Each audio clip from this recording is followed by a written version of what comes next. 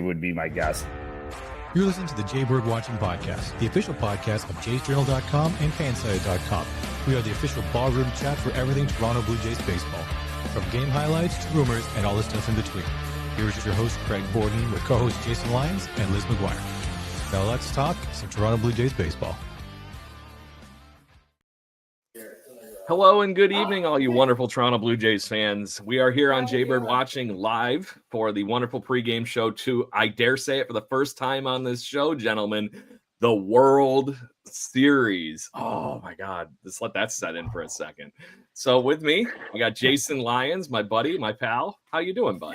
You know what? Really good, buddy. It's been, obviously it's been a crazy, weird week. And, I mean, it took almost this amount of time to digest that Springer home run and just everything that came with it, around it, the whole thing. I mean, there's excitement everywhere. You know, I mentioned a couple of weeks ago that I saw sort of like my first car with a Blue Jays car flag. They're everywhere now, and and anybody that sells Blue Jays gear is completely decimated. Like, you know, like. Even like the grocery stores and stuff that had little bits of like even just like cups and stuff gone, all of it. And, you know, so it's cool to see like everybody I know is having watching parties tonight and tomorrow night. And it's just a totally different vibe and super excited about it. I know everyone is picking the Dodgers to win. And I feel like I listened to a couple of different, you know, Harold Baines and a few other today and, you know, all of them are siding on the fact of you know, if you push a dog against a wall, the Jays showed what happens when when that happens. And, you know, the Dodgers have been sitting complacent for 5 days now, just waiting, expecting to do what they've done to everybody else. And I'm just hoping that the Jays can just keep playing their game of baseball. And I feel like they will give the Dodgers nothing but fits. Damn right, my friend. So with us, the officially unofficial, basically fourth member of this show, Brother Bob File. How we doing, my friend? Good. It's funny. I'm pretty excited for the Blue Jays. It's funny, Jason. You said I was watching a pregame show with Dan Plesac on the MLB Network, and 2 of the 3 actually picked the Jays. 6 and 7. I wasn't surprised, but I kind of was. I think everybody's riding the high of like the Jays, and just they're more of the underdog / gritty team, I think, where, I mean, just coming off the Dodgers series here in Philly, the Dodgers are good. They're stacked. I mean, they are good. But, you know, you guys still got to play the game, right? So yep. I think the it's funny. If you go back on our podcast, talking about the unofficial fourth member, we went, I guess it's our 4th or 5th time. The first time we talked, I brought up Trey Yeshevitz's name. Yep. And he had just started an A-ball. And I said, now I brought him up because somebody I know knows him, is related to him. I didn't know a whole lot about him, but I looked him up. I looked up some highlights. I was like, watch this kid. You never know. And now, again, trying not to look like a genius, but I didn't know he'd be pitching game 1 of the World Series tonight, which is outrageous. I mean, I can't imagine. I was talking to friends of mine I played A-ball with back in Dunedin back in '99, and we were saying, can you imagine? Like, I couldn't even imagine. I couldn't imagine going up to AA or AAA that fast, let alone the World Series. I mean, and then getting the calls. Like you know, like he gets through the divisional stuff, and that's great. Pitches well. Right. And then they're like, hey, Trey, we're going to start you game 1 against the Dodgers. Like, what does that feel like? I mean, well, for him, you know, he's playing with house money. That's what we kept saying today. Like, now, not as much because, I mean, he's pitched so well. He's pitched better than well. He's pitched, I mean, ace level. It's phenom level. It's yeah, insane. I mean, but he has a lot of things going for him. Nobody's ever seen him in the big leagues. These guys, he moves so fast that nobody has any idea who he is. They don't have enough film on him. I mean, they probably have some now, but they don't. And, you know, his first couple outings, not to say he wasn't nervous, but when you're going out there and everybody, what's the worst? Like, nobody expects you to do well. I mean, if you pitch just okay, that's great. And he pitched outstanding. Now, the same thing kind of with tonight. Now, the nerves will be there. We were talking about the nerves, and I think I might have heard it. Dan Plesac talk about it last night, or Howard Reynolds, about he just started the year in A-ball. His first start in A-ball in professional baseball. The same nerves as he had tonight. Like, the same nerves are there because he doesn't the unexpected, right? He doesn't know what to expect. So it's kind of like, I don't know, if I had to be in that situation, I guess on this stage, you're going to be, the nerves are going to get you no matter what. But at the same time, there's no pressure on him. Like in terms of like what would they expect him to pitch? No hit the Dodgers? I mean, come on, let's be honest. But his stuff, man, is pretty awesome. Yeah, he reminds me so much of Justin Verlander earlier in his career because he's up it's over just so over the top. It's almost like hey, here's a baseball, but did you do all your practicing like doing axe throwing in a bar or something? Because that's almost what that right. Like it just comes from right behind his ear, and all of a sudden it's on. And the wonderful follow that is watching the Pitch Ninja stuff. They were showing his pitching against the Yankees and where it compared to where it was for his fastball and his splitter, and it's feet difference. It looked exact same. I just can't imagine square up anything in that box with something that's literally dropping the bottom out like that. Yeah, and the way the ball comes in too, because he's so over the top. If you're going to have an incredible split that you can actually control, like he does, you have to come up from that arm slot. And he's lucky enough that all of his pitches come in. That's why it's so effective. I mean, you can't even see it, and you can see it because they compared him to Jim Palmer in some of the old, and it's almost identical to Jim Palmer. It's kind of, and I mean, the throw split. I messed with a split for a little bit my last year when I was just looking for answers for anything. And I remember in order for it to be good, I really had to get on top of it. And it physically changed my arm angle on that pitch. And, you guys were picking it up because my fastball wasn't at the same slot. And coming from here to here, it's a lot. Yeah, right. So people, the littlest things that everybody picks up on at that level. Yeah, especially at that level. Yeah, but I mean, I watched his start. I watched that full game against the Yankees because I was curious because, again, people I know him. And I was like, let me see this kid, and I was blown away how he's not even making hitters swing and miss. He's making them look silly. Like that means the guys have no idea what they're looking like. That's where the Dodgers, I'm curious to see how he does it because they have those good lefties like Ohtani, Freeman. I mean, they're stacked with like guys that might really struggle with. I mean, it's I think it's the right place to have him. Like if you're going to confuse the Dodgers with him, it's in the first game. It's game one. You can't put him in two or three. They've seen other stuff. You want this to be sort of surprise. It would be phenomenal to get anything over 4 innings out of him. I mean, if he can go 4 and change or even get into the 5th, that's awesome. I feel like it looks like they left Little off the thing, didn't they? And they added. Did they? Exactly. No, he's in. He is there, but they did add Manuel Rodriguez and Joey Loperfido that made room for Bo Bichette and, funny enough, Ty France. I thought that was a sneaky move. So I like Ty France in there. Ty France is one of those guys that reminds me a lot of like a Max Muncy or that kind of where you throw him in and he's probably going to get you a hit. I mean, and then how about Bo at 2? Like, I mean, we called it. We were talking about it, a week before it happened. And is he in the lineup? Practicing. Yeah, he's in the lineup. He's playing. I haven't seen the official final lineup yet. He's playing second base, not short. So, okay, I figured.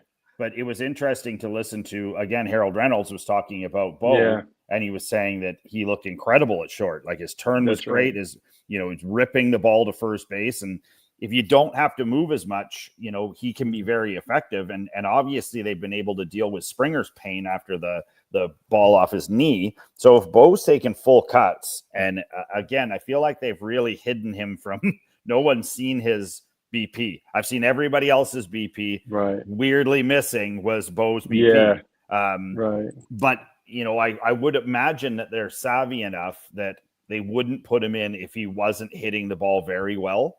And I think that they've got him in the 4 spot. So, I mean, he has to be all of the stuff coming up to this, he has to have been crushing the ball. Yeah, I mean, it's all about perception too, right? Like the guy has a track record. You put him in the lineup, people are going to pitch him. They don't know, so they're like, oh, they expect him to be healthy. Like you said, even if he isn't, it's still having him in there versus whoever else. Like even Santander, is he off the roster? Is he hurt or something? Yeah, they pulled him when he got hurt, so it's something to do with his knee, and he wasn't back 100% either. I was watching him bat. I was like, this guy. I've seen him play with the Orioles last year, and this guy was a monster. Yeah, he never quite formulated with the Jays. He just never was healthy. He didn't have his legs under him, and swinging a bat with no base. Everybody always, you hear it all the time, but people don't put the 2 and 2 together. Me, a little guy, I'm only 5'9". I played all the way through college and had just enough pop to get, offer to, come hang out with Jason in Vancouver in an independent league. But using the bottom half of my body was the only reason I had any thump at all. It's just, there's so much that's driven from your legs, whether you're a pitcher or a hitter. You just need that base. And if he's not feeling it and the back's bothering him, whatever it might be, it is a problem. So let's flip to the other side of that, though. Bo Bichette, his swing is a hurricane to begin with. So however he throws that little bit of round, I think a lot of his bat speed still does come from his upper body and his wrists just as much as it does from his lower half. He doesn't need all of it, but he is just such a revelation on contact. He's going to find a way to put the ball in play. It doesn't have to go in the seats. It just needs to be better than some of these pieces that we've been getting. And this is no dings to the IKFs and everybody that have filled in very, very well at second base.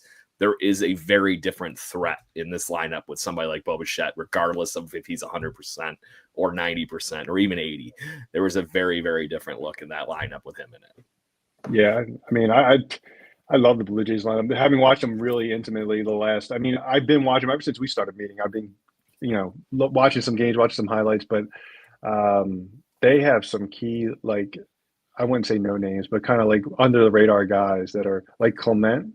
I mean, that guy, he is a hell of a defender. Oh my God. Everything. There's nothing the guy can't do. He's hitting like 490 in the playoffs. Yeah.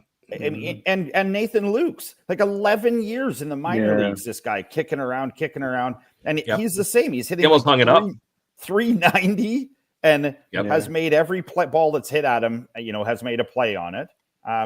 I think it was interesting, Bob. It's interesting you brought that up. So I don't know if you guys saw or not, but there's a video that is surfaced sort of this afternoon about a couple of the Dodgers play-by-play, or I think one works for the LA Times and one does something else. And one of them actually called Vladdy Fatty Vladdy. And this was something the LA Times. Give that guy more fuel. Vladdy needs more fuel.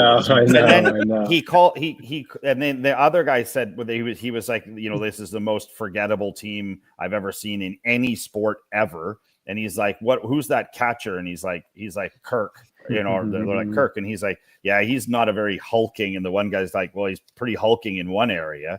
I'm like, is this really happening? Like, are you guys actually like body shaming him? Yeah, what are we doing? I'm going to bite him in the ass because Kirky is like the second best hitting catcher in all of Major League Baseball this year, behind like literally Cal Riley.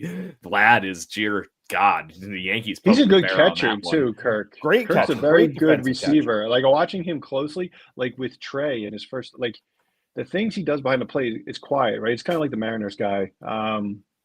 He's a really Cal Raleigh. He's a good catcher too, because you pick up these other things. Everyone looks at all the homers or the average or how good.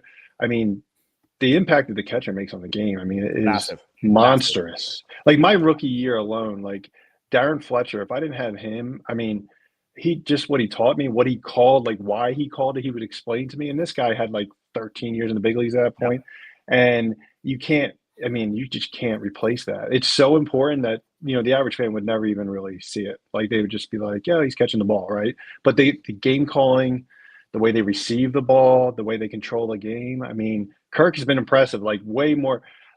I mean, I'm just impressed with that guy. I like his story. I like the way they found him. I read everything about every one of the Blue Jays because I'm curious, and the town looks like it's rocking. I was looking at ticket prices. My goodness, are you kidding me? Yeah. Oh my God, they're outrageous. Pure felonious level freaking gouges. It's funny too. because what was it? $43,000 for a seat behind the dugout was one. I saw 2 seats behind, about 20 rows back on the first base side were like 11,000 a piece. I was like, you gotta be kidding me. But I mean, it's 32 Meanwhile, years. Liz though. wins tickets. Yeah, Liz won some That's why tickets. she's not here. She's going. Yeah, she won That's tickets hilarious. yesterday. She won 2 tickets. How one She didn't ticket? invite me. Who she win? Of course she did, right? Like what? Yeah, what of course she she do? did. She get another. She got a black eye again. Yeah, And, she got she 2 was this time. Yeah, probably her social media presence is kicked up too. She posted some funny videos. I was watching. Let's hold on. I want to talk about this for 1 second. And again, being a 53-year-old man, I don't want to sound like the old guy down the street yelling at the kids for skateboarding by. But get off my lawn. Can somebody explain to me how there's all these like YouTubers and Instagram people that are at this World Series, covering this World Series, and you go look at their followers and their posts and stuff like that. This one guy, I'm not gonna pick on anybody by name, but this one guy is like, he's got this whole thing where he did this like 25-minute thing on how do you pronounce the city of Toronto, and I saw that one. I'm like, you're not endearing yourself to the people of Toronto, the people of Canada, or anyone else. You just look like an absolute idiot out there, like, oh, I've never been out of the United States. Like, oh, where's the Eskimos? Like, shut up. Like, come on. Like, what are we doing here? Like, and this guy's there's a picture of this dude sitting on the field, and then the next picture is him with Vladdy, and you're like, yeah, you guys should be there. I mean, what the hell? Anybody but that. Oh, trust me, we tried. Yeah, we tried. We tried everything we could. So shout out to Eric. He tried. Yeah. Worth a shot. Need the Bob File connection. Yeah.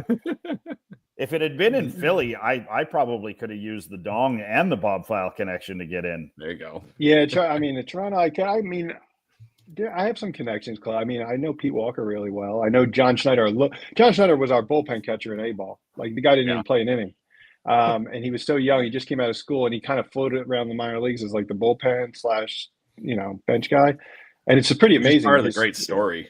It's unbelievable. I mean, he was always a great guy, right? He's a University of Delaware guy, like always all the guys I know coaching now are just good all around guys. Like Chris Woodward, first base coach of the Dodgers. He played with me in Toronto. I mean, fantastic guy. Really. Yeah, he is on the bat. Yeah, the signed 2001 giveaway that I found in an attic at my parents' house, and I'm like, was this really signed? But it's actually stamped signed, so I guess they gave it out at a game. Yeah, it's still pretty damn cool though. That's awesome. Yes. So. And then if we talk about history, we have the Toronto Sun. There you go. What date was on this? I forget the day. Oh, April 15th, 2001. It's still in good condition. I miss those jerseys. There was something about those. Yeah, I like those ones. The want to be sleeveless. The one. But they weren't sleeveless. But these weren't sleeveless. They look sleeveless, but they weren't. They were all one piece. Yeah, that was. Meanwhile, the freaking Cincinnati Reds get to go full guns out with the. I know, that's badass. I would love those. Like no shirt underneath. I can pull that off now. Yeah, I lift more than I did when I played. I think Andrew McCutcheon still has one of the best Phillies pictures of all time taken. Yes, like the Dick Allen. Yeah, it's funny. So, but anyways, guys, I want to talk some of the fun, obviously, because we wanted to keep this close to a half hour, but we got some fun things going on as far as the matchup tonight. So this is being quote unquote, just like Mike in Toronto here is quoting the David versus Goliath, and Ernie Clement easily had the best comment to this whole thing ever. And the delivery was unbelievable. The delivery was, I don't know if you saw it, Bob, but somebody said they're comparing this to David versus Goliath, and he just kind of paused for a second. He's like, "Didn't David win?" And they're like the all of the reporters, it was just like quote of the week. Love the Earn Dog. And the other thing is, I've watched a lot of the Freddie Freeman stuff. I love the story about his mom, and I love the fact that he's still he plays for Team Canada because of. Yeah, I didn't realize he was Canadian. He's a dual.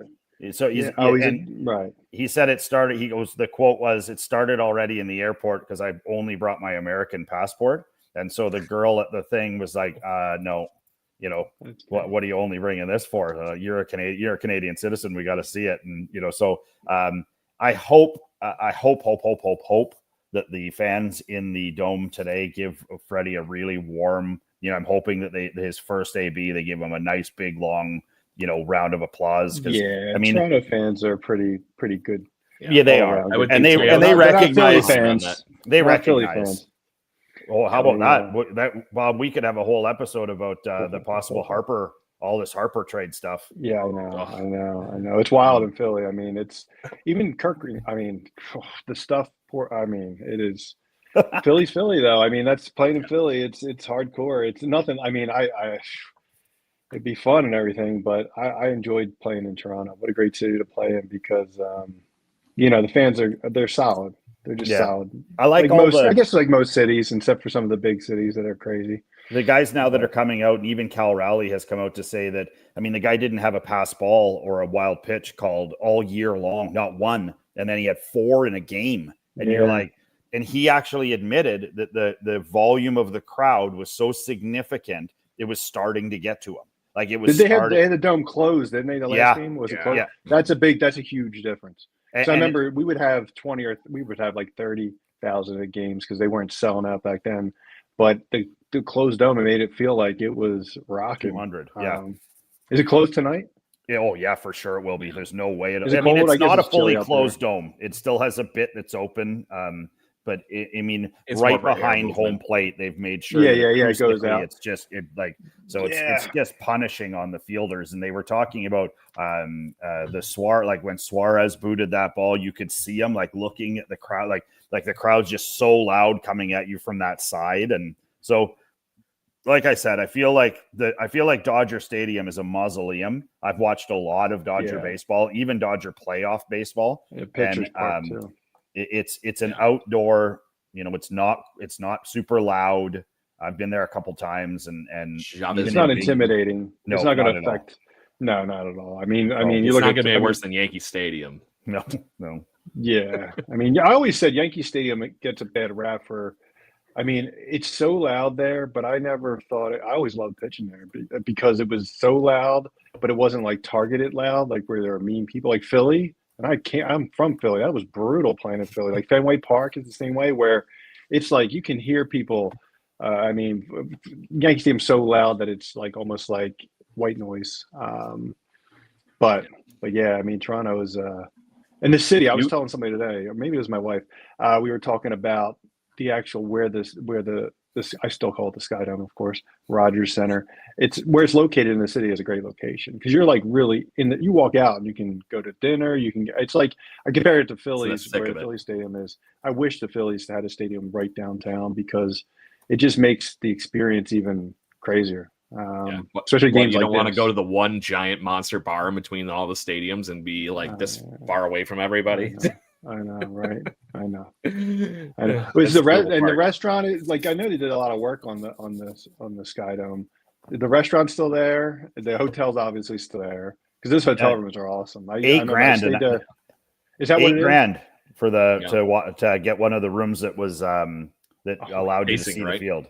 Yeah, they put it. I remember when I got called up, I got put in a room overlooking the field for like a week and a half before I could find a place.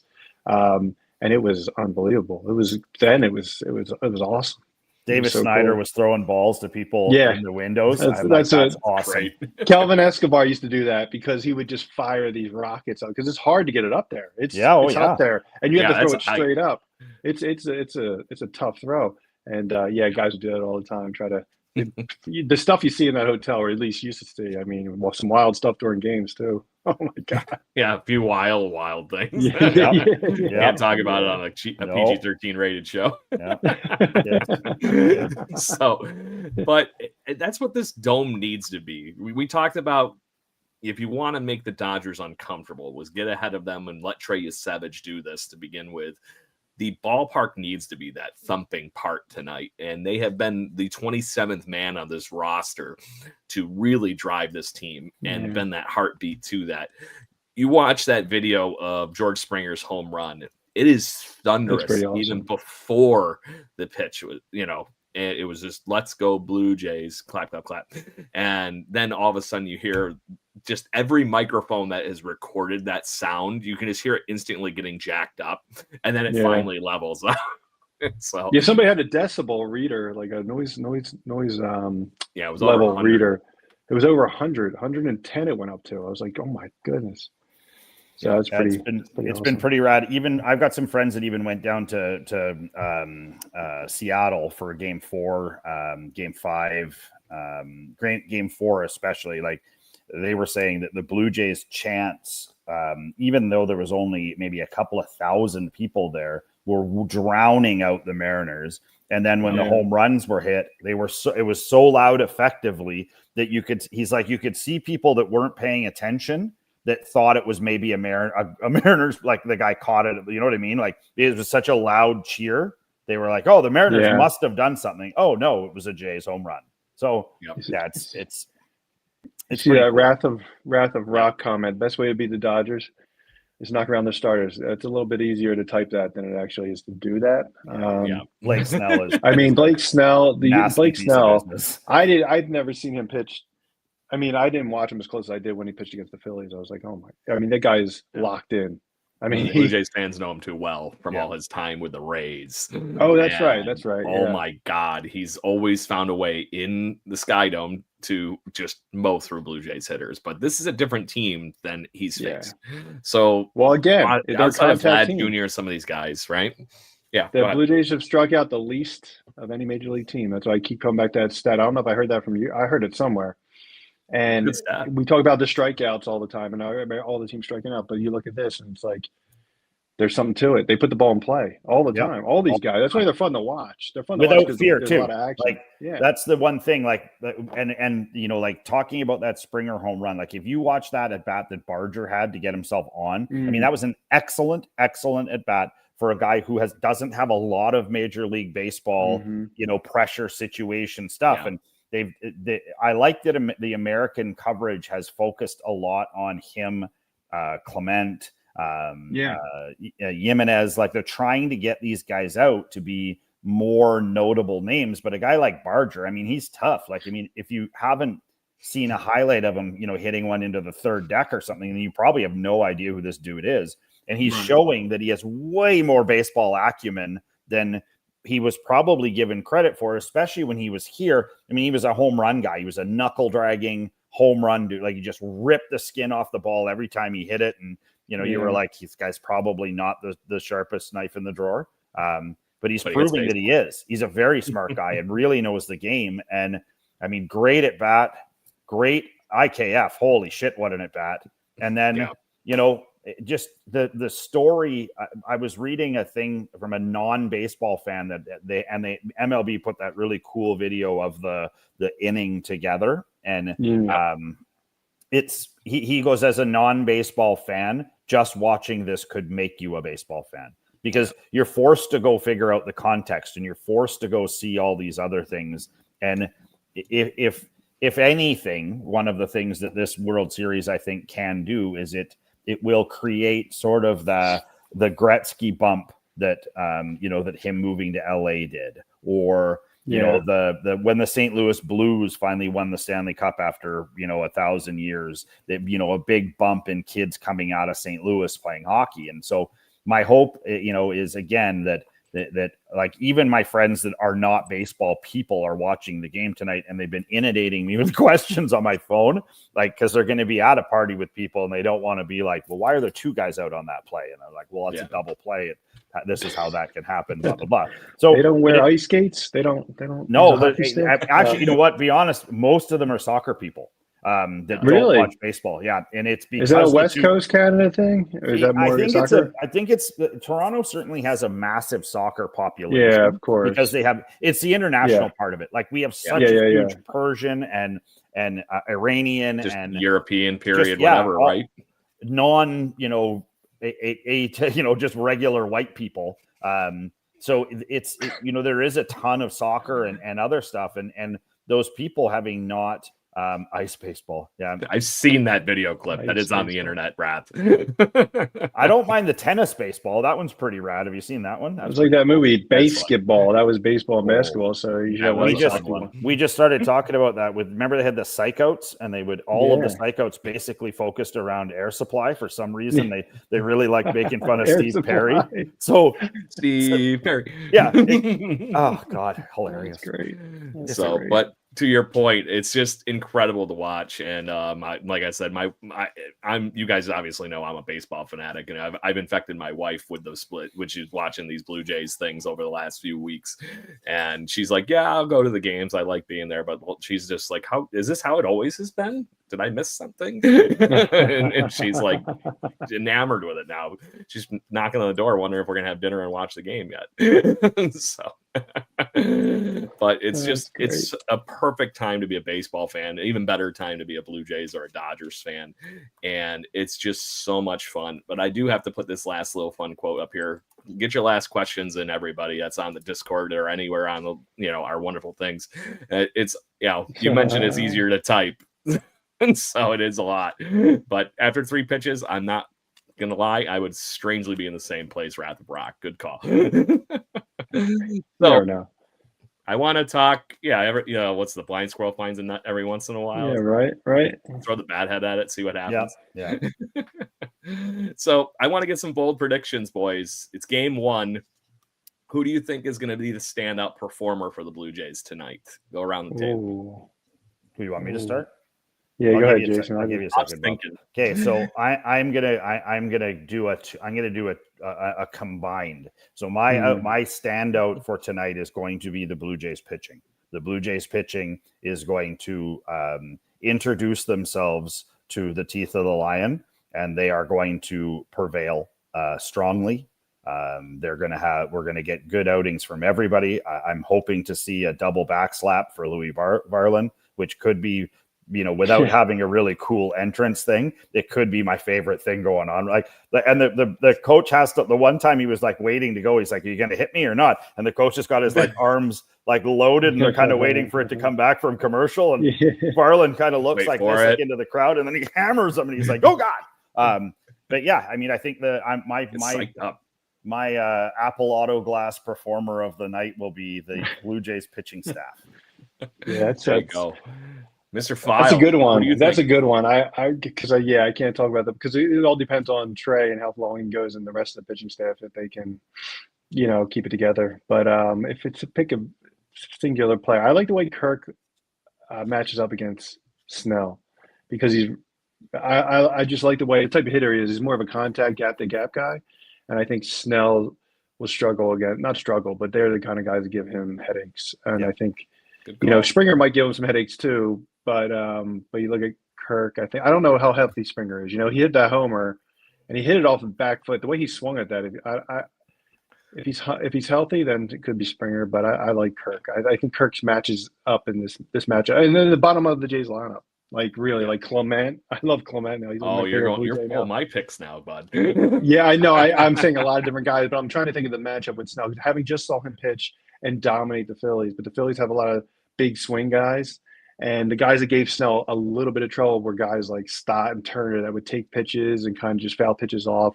They have to make Snell throw a lot of pitches early, because that's the only way they're going to get to him. He's not going to be off. He's going to be on. They need to make him throw a lot of pitches. And that's what Kirk does. That's what a lot of these guys do. They make him throw a lot of pitches. So you can get up to 50, 60 pitches after 3 innings. Then they're going to have to, then they want to get to their bullpen. Because the Dodgers bullpen is shaky.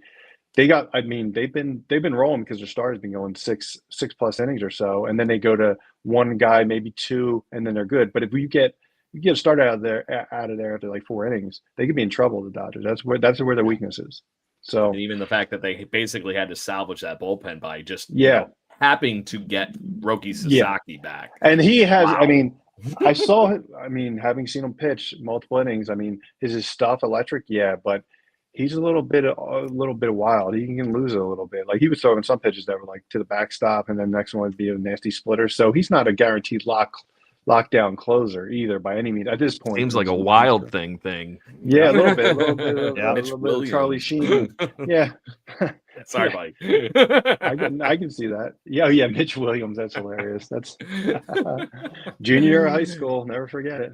Yeah. So on that note, I think I'm going to talk. I want to talk Ernie Clement, because I do think that he is going to be the one that reaps the benefits of a lefty.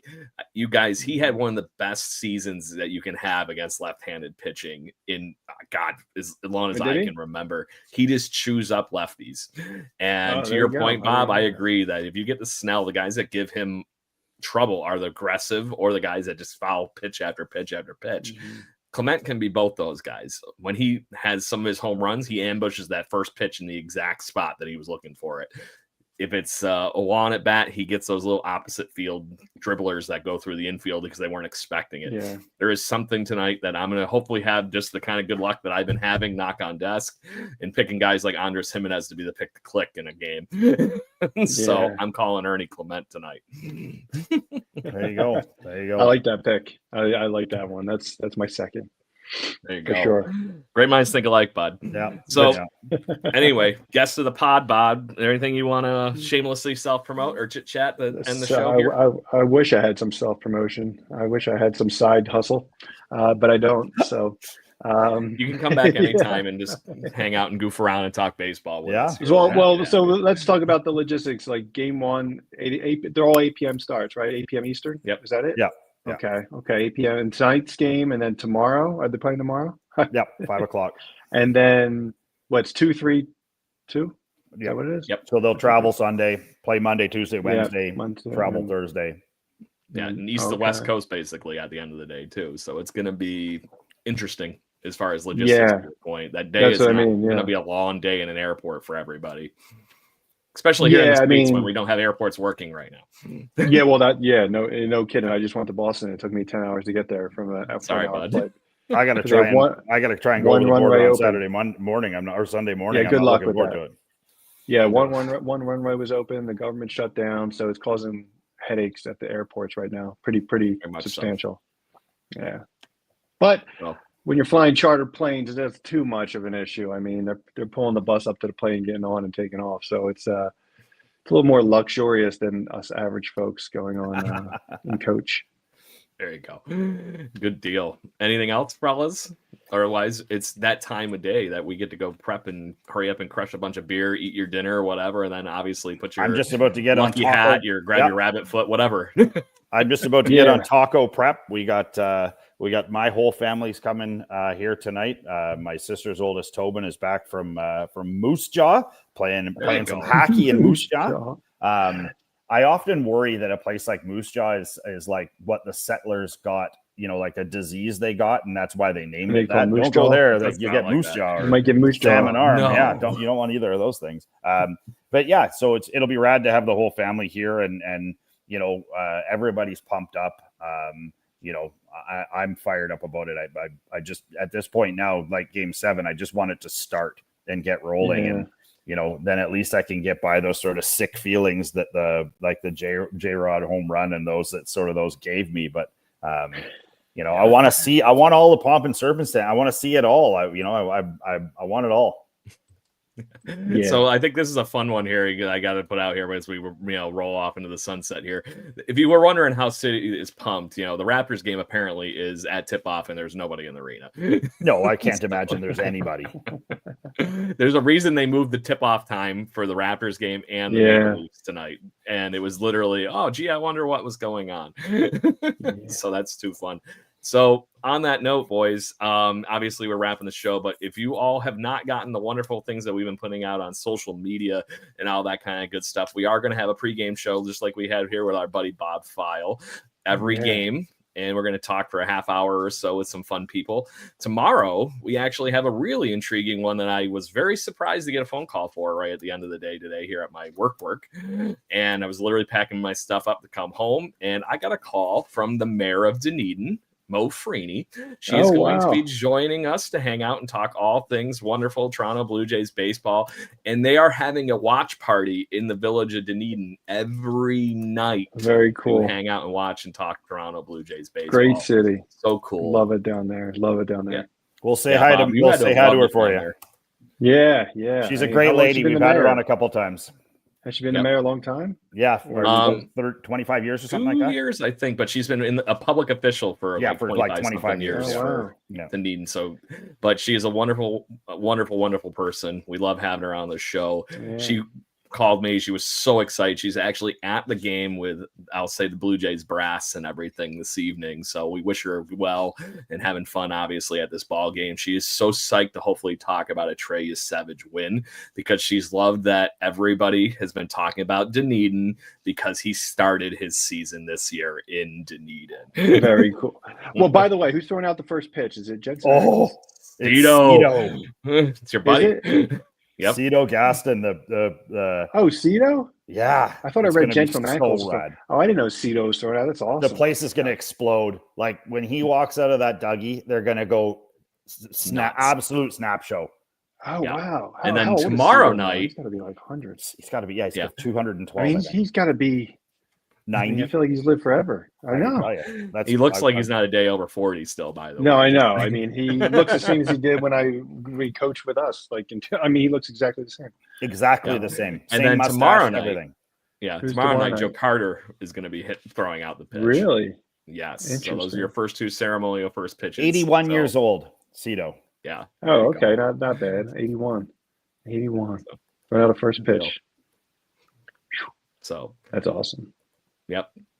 So anyway, Blue Jays fans, thank you very much for the near 100 of you that have been popping in and out, and we do greatly appreciate it. We'll see you actually very early tomorrow to talk to Mayor Mo Freeney of the wonderful city of Dunedin. We are looking at a 2 p.m. Eastern time at the moment, waiting for a confirmation. It's going to be a little bit of a weird one, but it will be fun regardless. And then come back on Monday. We are going to have beat writer / baseball wonderful personality Ian Hunter is going to be on the show to talk all things Blue Jays baseball. And we are currently waiting on confirmation from somebody that Jason was a very big fan of for Tuesday. I mean, to say a big fan of is ridiculous. Like, I don't get starstruck with a lot of Blue Jays, but this would be one where I was just like, can I drop the? Yeah, who is it? It's Rance Mullenix. It's he was the hitting coach in my double A. Flipping Rance Mullenix, like one of my favorite Jays, like so memorable at that time. He was so nice to the people, and I would commonly sit, but they're close enough where the guys would come over, and he would always talk. He would always sign. He always, had a little story or whatever. Just a great dude. Like that's just logged in my memory. And when he came onto Twitter and I commented on something his sister, I think, put on, and she responded immediately. And then he responded, and I was like, "Whoa, here we go." Yep. And then he pinged us back at his email, and we're just waiting to firm up a time. Oh, very cool. Tuesday. Yeah, tell him I said hello. He's a good guy. We'll make sure we say hello on your behalf, Bob. And then Wednesday, one way or the other, that would be our normal recording day. We have our buddy Brian Parup, who is like the only Dodger fan I actually like, just like how our buddy Anthony is like the only Yankee fan I like because he, reps a brand called Major League Brews. Can't argue with the guy. But Brian Parup is a wonderful, fun personality in baseball card and collecting. Great guy to hang out and chit chat with. Has also been a resident of many places over the nation of Canada too. So he's one of those wonderful baseball people that get it. So looking forward to a very busy week here on the show. And obviously at some point, Bob, we're going to have you back like we do every month because it seems like it's just too much fun and we have a great time. Do you guys do the show year round? Oh, yeah. All year round. Okay. I hope so. Had, my friend. Yeah. So anyways, thank you very much, all you out there. We appreciate it. We will talk to you soon and we'll see you tomorrow. And obviously, let's go Blue Jays. Thanks, Bob. Thank you for listening to the Jay Bird Watching Podcast. Please follow us on Facebook, Instagram, Twitter, Twitch at BirdwatchingGC and our YouTube channel. If you want to support the show and get extra content, please consider joining to our Patreon at patreon.com/birdwatchinggc. Go Jays, go. Woo!